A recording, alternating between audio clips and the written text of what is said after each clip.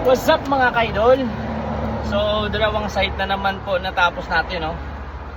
So lipat na naman tayo sa pang alas 6 na site.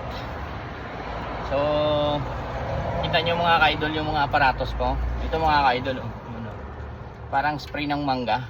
So ganito yung mga kaidol yung vacuum dito, no? May battery na, no? Chargeable. So lipat na naman tayo mga kaidol sa site natin. Isang site. Tapos may pang alas 9 tayo na site mga kaidol. So what's up mga kaidol, kamusta po? So follow my video mga kaidol. So yan mga kaidol, ito po. Lagay po natin dito. Yan.